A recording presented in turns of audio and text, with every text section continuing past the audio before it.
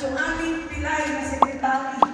Yan ang buwan, nasa na minutes. Ay di, nandoon, nasaan? Ngayon, wala na kaming hawak.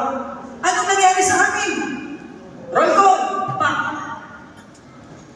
Is there a quorum? Ay wala, ay kami nag-vice governor eh. Pero si Kagawad naglilihi, masama maglihi, bedridden.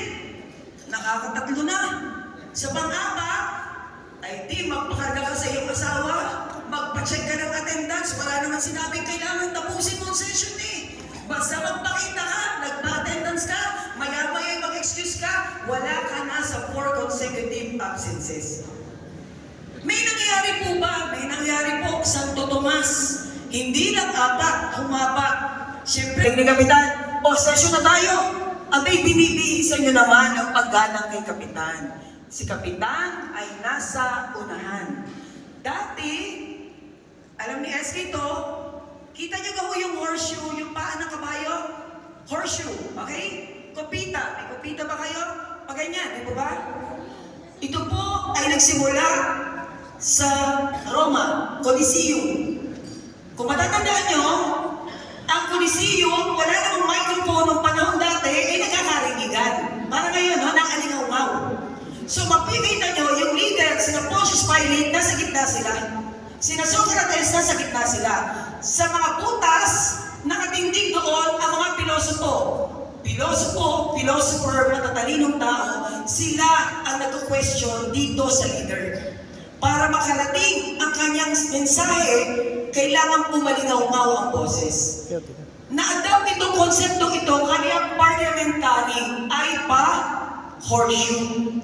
Bakit po yan inalis? Bakit ang Senado, Kongreso, ay nagtigi-tigisan na ng lamesa at naka-address na kay Senate President o kaya sa sangguniang panglunsod, nakaharap na kay Vice Mayor. Bakit? Dahil sa emotional baggage, si Nicky Cosete, na dating senador, ay nakaupo sa kabilang side. Nandito yung presidente, Senate President. Nandito ang isang senador.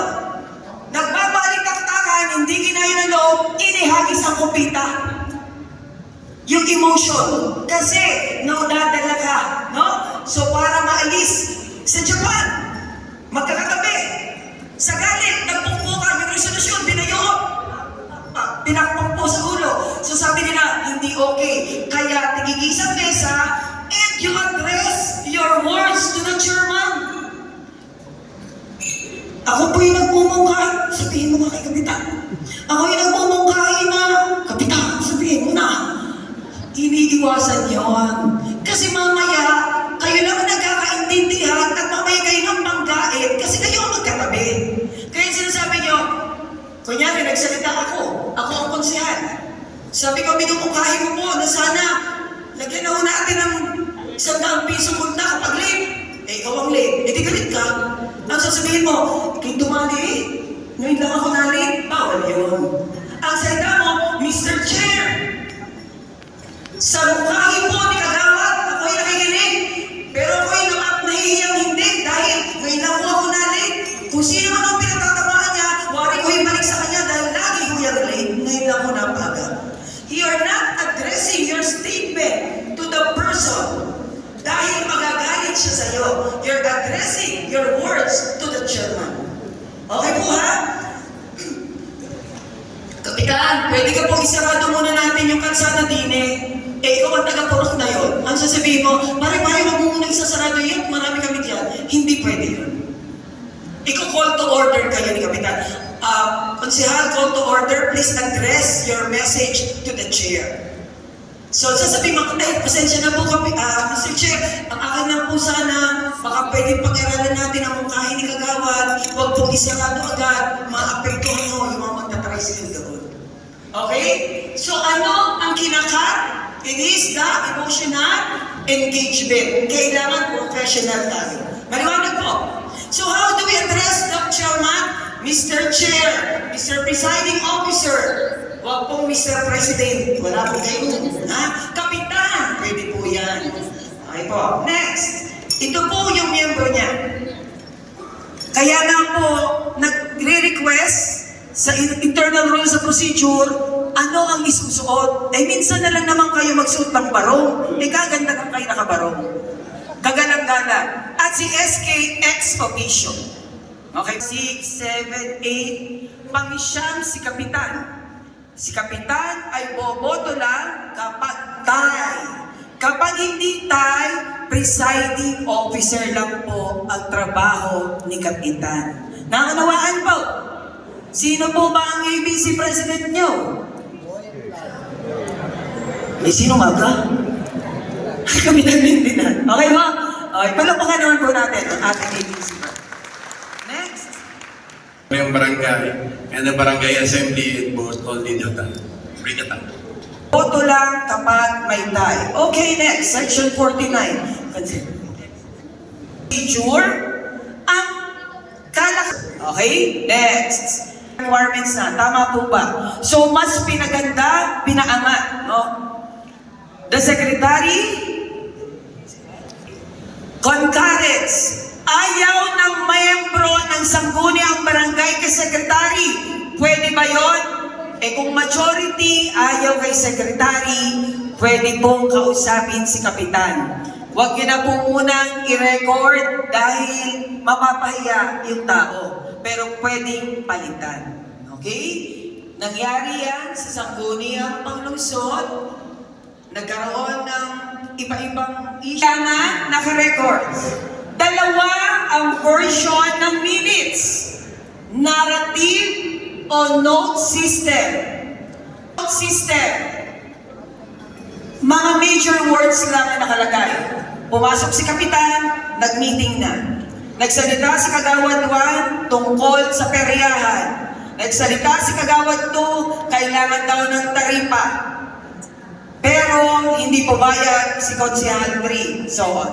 Paano ang narrative? Dala ang kanyang notebook at nagsimula na ang pagpupulo. Ito ay sinimula ng dasal, pinangunahan ni bla bla bla. Sa unang pagsalita, nagsalita si Kagawad. Dapat po itaripahan na natin ang aming peryahan sa Moroccono. Masyado na ho nakakaabala. Nagsalita po na nangkikiki si Konsehal 2. Aba, ay napakit naman ang kita riyan. Pumulong mo si Konsehal 3.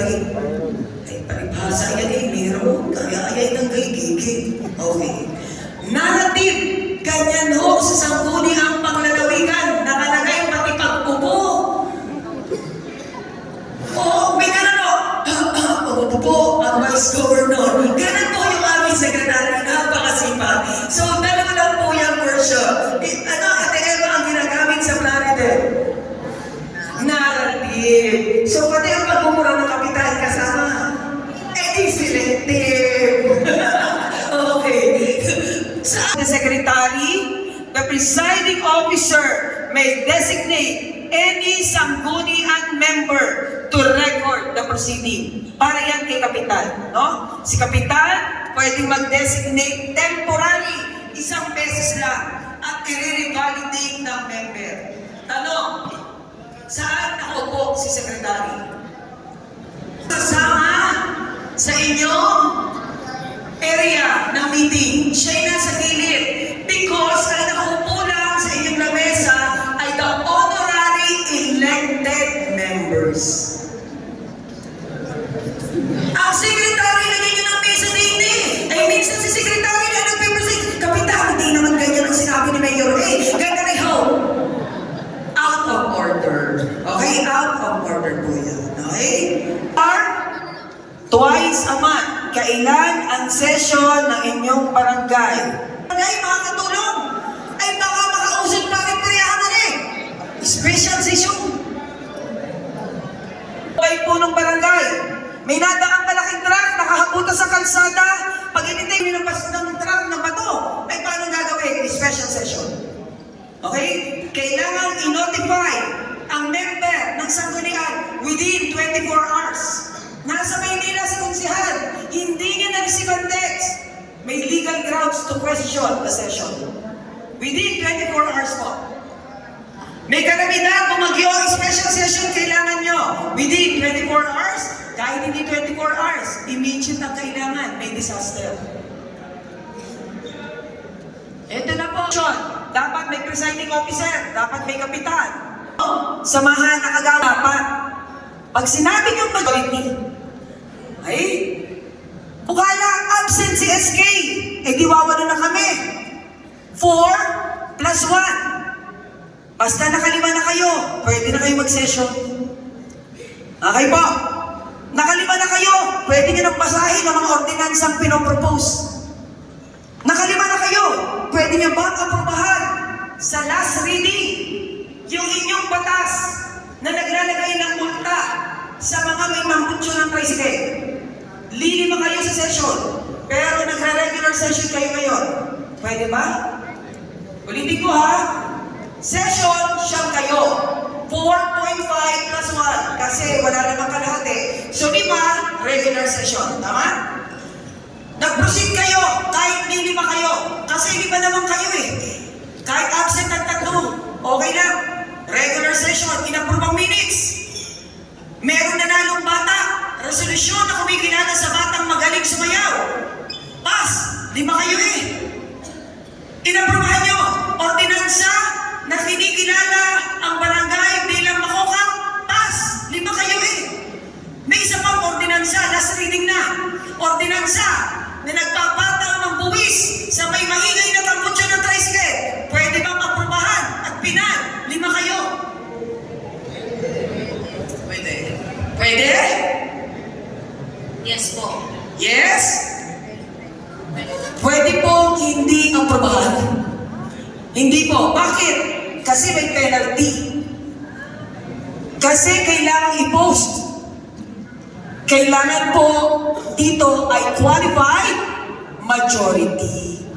Kasi may batas na ipapairan, may buwis, taripa, may pagbabayad ng utang, may pagkuha ng utang, kailangan qualified majority, hindi simple majority, minimum 6. Okay po tayo? So bukala ano kaibahan? Pag simple, resolution, matuloy lang ang session, kahit 5, pare ako inilalagdag pumunta ka na rin at ang matulilahan. Tayo, makakabra na ng ating sundo. Oo, 5. Ayos. Huwag na tatalakayin ang mga bagay, ordinansa na may penalty, may pagbubuwis, may taripa. Kailangan ito ng qualified majority. 6. Okay po? Okay. Tama ba, Omar? Yung kailangan kasi. Next. Sunod po tayo. Notes on simple majority. Kapag gusto nyo mag-session, pero ni 5 kayo, go. Wala sa kapitan, wala ang 2 kagawad, go. Kasi pipili naman kayo kung sino present. Okay po? Basta nandun si sekretary, ha? Hindi kasama ni kapitan. Wala pa rin si sekretary. 5 kayo, pwede pa rin. Wala naman sabi sa batas na pag wala si sekretary, walang session, walang batas na gano'n. Next. Kapag ang sasabihin at pag-uusapan ay motion, resolusyon, regular na ordinansa, simple majority, 5 lang, okay na. Qualified majority, ito ba'y mainit kapag sa City Hall, probinsya, ay nag-aantada ng krus sa ating pagdarasal? Kayo po, internal rules sa procedure, pwede kayong mag-antada ng krus. Okay po? Nakunawakan. Bakit nauna ang prayer kaysa national anthem? Because sabi po sa pag-aaral ng gumawa ng pagbabanghay ng batas, una, ang procedure is on invocation, then national anthem. Required po ba ang national anthem? Formalidad, yes. Pwede i-dispense, pwede po pag nagmamadali. Okay? Pero mas maganda kung nakabaro, mag-national anthem. Next, nandito na po ang ating butihing kapitan, tayo po lahat magstindi. And Chairman would said, as the kapitan, as the chairman of this session, I'm calling this session to order. Tatlong bagsak. Mr. Secretary, is there a quorum? Sasabihin naman ni Secretary, Mr. Chair, today's session March 30, 2024, the following are present. Kagawad Blanc. Tsagain nyo naman, nakilalanin ng mga kagawad. Doon na lang kung mababanggit ang pangalan niya sa minutes Diba? So, banggitin nyo naman. Okay. Sasabihin ni Kapitan, there being 7 members present, SK Chairman is absent, Konsehala 2 is on leave, we are calling this session to order. Atin pong tinatawagan na ang sesyon na ito ng formal na maituloy sapagat tayo naman ay may mayorya. Tayo po'y 7, si SK po'y naka-leave at may pasok at ang atin naman pong konsehala ay naka-leave. So 7 po tayo, calling this session to order. Okay, reading and consideration of the minutes. Paano po yan? Kung matatandaan nyo na nakaraang linggo, na nag-session kayo, meron kayong mga pinagtitingan. Tama po ba? Ang trabaho ni Secretary ay may sigurado na may kopya kayo ng inyong pinagtitingan. Kahit isulat kamay, isirox lang. Para pag nag-session, hindi na ninyo babasahin. Di ang ginagawa minsan ng barangay, doon pa nagbabasa ang sekretary ng pagkahaba-haba. Dapat wala nang gayon. Ang assumption, alam nyo na ang pinag-usapan natin. Minutes, isend sa email, isend sa messenger, para sasabihin ni Chairman, Secretary, punta na tayo sa reading of the minutes. Sasabihin ng isang kagawad, Mr. Chair, nabasa na po namin lahat ng minutes, isang araw pa pinadala ni Secretary. I move that we dispense the reading of the minutes. Yan ang ginagawa ng Sangguniang Panlalawigan Pag-Luzon. Wala nang basahan dito. Sasabihin naman ng isang kagawad, I second the motion. Sasabihin ni Kapitan, meron pong naghain na wag nang basahin ang pinagtitingan ng nakaraan. Nabasa nyo na ga? Sige, second, approve. Mr. Chair, sandali lang po. Nakalagay ho din ako'y umupo. Di ho, ako ho'y sumingho. Okay, there's amendment sa minutes. Sumingho instead of umupo. So yun lang po. Adopting the motion. Naintindihan niyo po. Kapag may pinalampas kayo dyan, na-approve na, at sa mga susunod ay may naghapon sa legalidad, ito po ay bearing supporting documents. Kaya kung galit ang sekretary sa inyo, ay titignan ninyo. At baka nailagay, sabi nga ni Konsehan, napakaligalig naman ng tao yun, tama na ang ginawa sa kanya. Ay kung yun ay nasa minutes, bearing public documents yan. Pwedeng magamit sa inyo yan. Okay po? Malinaw po. Now, tapos na, nabasa na ang minutes na aprobahan na. We go now sa privilege. Bukala, ang haba ho mag-privilege na kasama namin, ay diilipat nyo ang privilege R sa dulo para tapos na ang mga major topics. Kasi nauubos ang oras, kahit po sa amin sa Sangguniang Panlalawigan, Sangguniang Pag-Luzon, inilalagay na namin sa ilalim ang privilege R. What is a privilege R? It is an R to discuss anything under the sun. Gusto niyo pag-usapan ang buhay lang sa barangay. Pwede po bang pumasok ang non-member of the Sanggunian to speak before the Sangguniang Barangay? Yes. Paano? Tataas ang kamay ng member. Mr. Chair, Kapitan, maaari po bang pansamantala natin isuspend ang ating rules of procedure? Nandini ang ating PHW. Meron ho siyang mensahe sa atin. The chairman will say, rules of procedure suspended para ating bigyan ng pagkakataong mag-usap ang presidente ng ating PHW. May bisitang kagawad ng bayan, pwede magsalita? Pwede. Rules suspended. Naintindihan? Is a second motion. Next, first reading referral. May kagawad? Dali, magtatanong nga ako. Konsehan, ilang taong ka ng kagawad? Ani, anong ordinansa ang iyo na naihain? Siya ko naman. Na lahat ng bahay ay lagyan ng kulay green. O di lagay mo. Color coding barangay black with green. Title lang naman ang kailangan Wala pa namang ordinansa Eh di lagyan niyo muna kung anong laban sa ilalim. Basta, inalagay niyo na, first reading.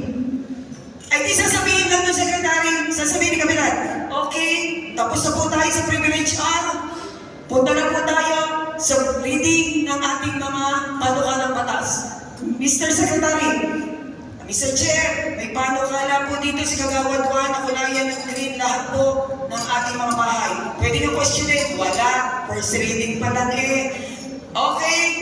The subject matter is referred to Committee on... Saan nyo ilalagay?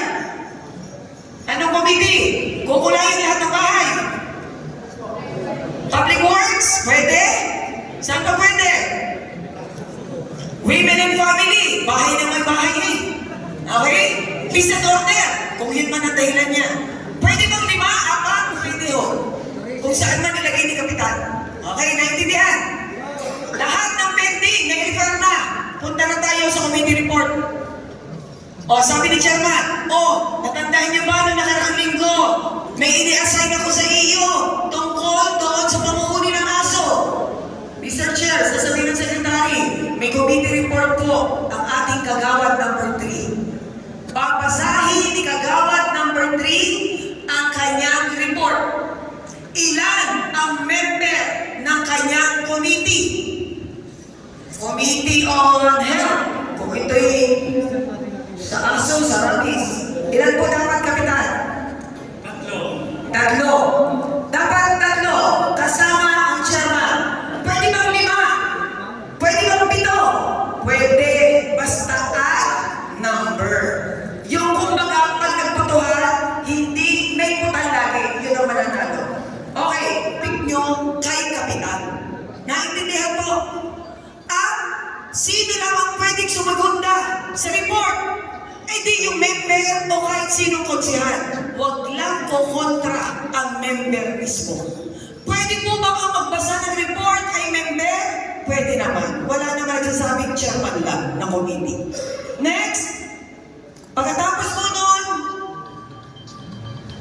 meron pong unfinished business. Gusto niya ng tuntukan, patatlong basa yung ordinansa. Anong kaibahan ng first reading? Title lang. Second reading, nag-committee report na tungkol sa ordinansa ng pagpapangalan ng inyong dinding. Pagkatapos po, nagbalitaktakan na kayo. Second reading, inaprobahan. Third reading, Mr. Chair, sabi ng Secretary, Mr. Chair, meron pong committee report dito, third and final reading po, si Kagawad, tungkol po sa paglalagay ng numero sa mga bahay. Sasabihin ni SK Chairman, sa aking mga kasamahan, kagalakan ko pong i-present sa ikatlo at pinal na bersyon ang paglalagay ng pangalan, numero sa bawat bahay, bla bla bla bla. Biglang tumindig, yung 3 linggo ng absent. Abay, sandali muna. Ay bakit ganyan? Dapat ay ganito, ganito, ganito. Out of order. Bakit? Walang discussion, walang amendment kapag third and final reading. Sinasabi lang sa third and final reading ay napagkasunduan natin sa first ang title, sa second ang laman, ngayon tapos na, sinasarado ko na, ito ang napagkasunduan nating ordinansa. Third and final reading, magbubutuhan, nakapasa sa first, nakapasa sa second, umayaw. Hindi naging ordinansa, pwede? Pwede. Pinalampas lang nila, pero ayaw pala ng batas dahil nagmumulta ng buwis. Pwede matalo? Pwede. Pag natalo, ay di i-refine. Okay po? Pag tapos na po yun, ay di batas na po, may trabaho na po ang secretary. Pagkatapos yun, announcement, si Kapitan, sasabihin kay secretary, o secretary, announce na, baka may imbitasyon si Mayor, i-announce niya yun. Next, adjournment. Kailangan, anong ating gusto na? Tapos ng ating session. What is the pleasure of the body? Sasabihin ng isang kagawad, Mr. Chair, I move to adjourn. Sasabihin ng isang kagawad, I second the motion.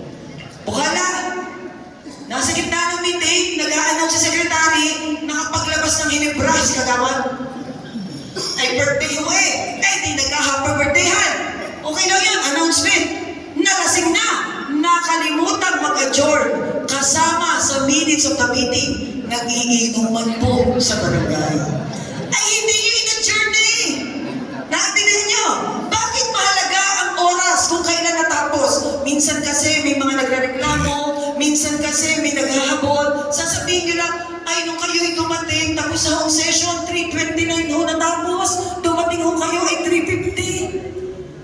mahalaga po ang role ni Secretary at ng oras niya. Naunawaan po? Okay. Next. Yan ho. Ito'y hindi okay, pero ito kalimitan ang sitwasyon natin sa barangay. Yan ang tinatawag na horseshoe formation. Okay po? Pero hindi na po yan ina-encourage. Next. Minsan, pag tinataman, sabi ni kapitan siya, unanimous vote na. Yan, unanimous. Lahat. Halimbawa, may nagsasalita, nagagalit na, pwedeng pumukpok si kapitan. Call to order, konsihal, huwag po masyadong mataas ang boses. Doon news, nakaayos ng damit, naplat sa manlaang, at kung may hangover, ay huwag humutiyatabi sa babae at ang pagkaasim-asim ng inyong hininga. Huwag maninigarilyo pag nagsisesyon. Iisang oras na At huwag kayo lang ang nagsasalita. Pwede bang baguhin ng miyembro ang kanyang boto? Pwede naman po. But she has to explain. Okay? Salita ng sabay-sabay. Huwag magsususpend. Huwag magdi-dismiss ng session hanggat may gusto pang pag-usapan ang isang miyembro. Okay? Yan lang po ang ibig sabihin ng lahat ng yan. Next. Ano ang interpellation?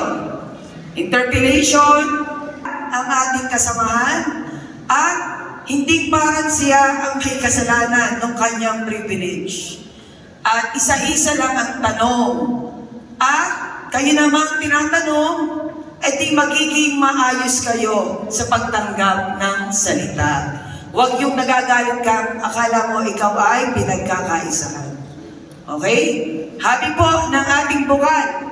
I would like to inform this august body that there is an alternative route coming from Santo Tomas to Lipa through San Lucas Road. Makakontra. Mr. Speaker, committee, calendar of business, committee reports, notice ng special meeting. Pero, walang magiging legal sa lahat ng yan kung hindi pipirmahan ni Kapitan. Ulit.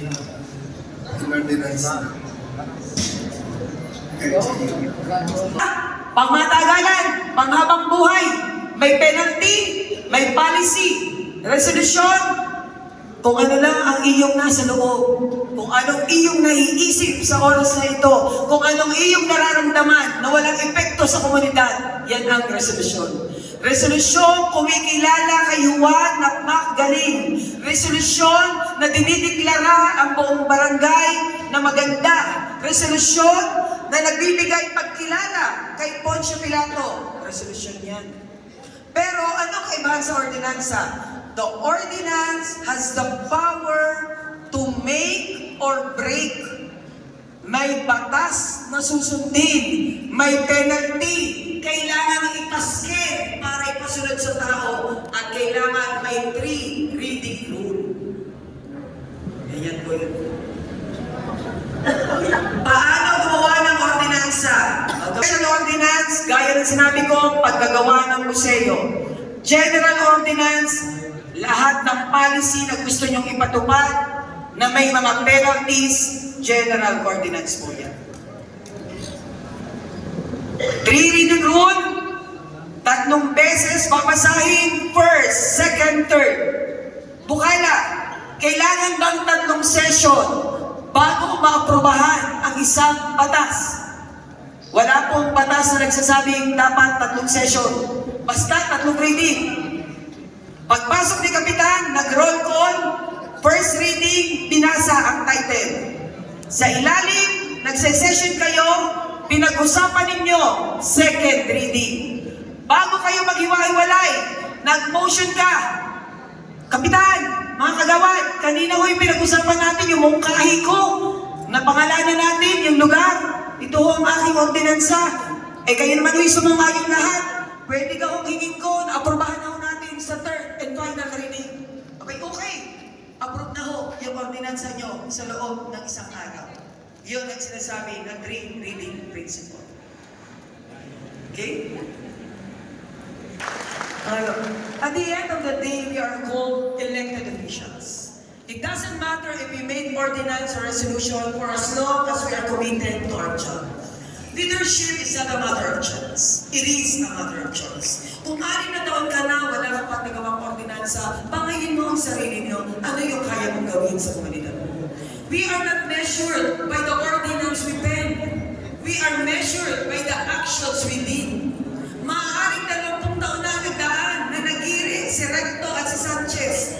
Pero alam ko sa sarili ko na tama ang pinaglaban ko dahil ito'y kasaysayan ng Batangas. Kung matapos ang termino mo, ano ang nagawa mong maganda sa barangay? That is the reason why there is election. Election is a process of putting grades to your performance. So tayo naman po'y 3 taon, 2 taong maglilingkod. Huwag na po natin sabihin bukas, mamaya, sa isang araw. Isipin na lang natin, lagi na, ito yung last din natin. Eh baka mapatay tayo bukas, ay di wala na tayo nagawang maganda. Okay? At tatandaan niyo po, ang taong lumalapit kay Konsehan at kay Kapitan, nag-ipon ng lakas ng loob, naligo, nagpalit ng pante at break para lang mangarap sa inyo. Napakahirap humingi ng tulong. So on our end, tayo yung tinawag na kagalang-gala, let us extend the best effort we could give. At kapag may session, minsan lang naman kayo magpapamada, minsan lang naman magbibihis, ay bihis-bihis na kaunting maliligo naman. Ha? Pwede po? So I hope may naunawaan po kayo sa ating mga barangay officials, kapitan, kagawad, SK. Maraming salamat po sa inyong suporta at tulong kay Eric Auriga. Mabuhay di ba? Mabuhay barangay officials. Thank you so much.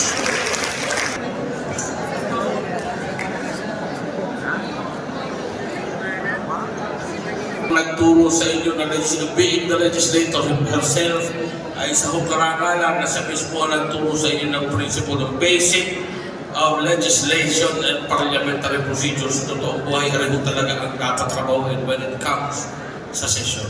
So, mga kasama, wala kayong katanungan.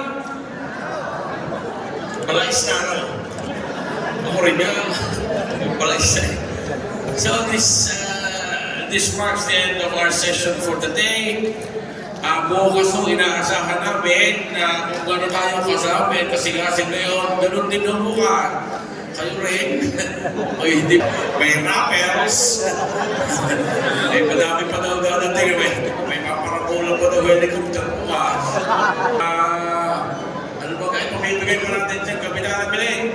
Well, talagang hindi namin mai-issue ng certification. 2 certification no sa totoong buhay ang ibibigay namin sa nakakomplete dito. Kasi unang-una hiningi ng central office ang participation ninyo. Nilagay dyan.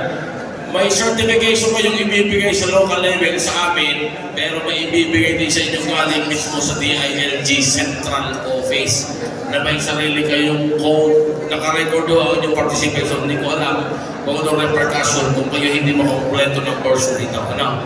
Kaya hinihimok namin lahat, aside from the raffle prizes, bukas ng dito po. Anyway, ito yung 3 araw sana kinupress.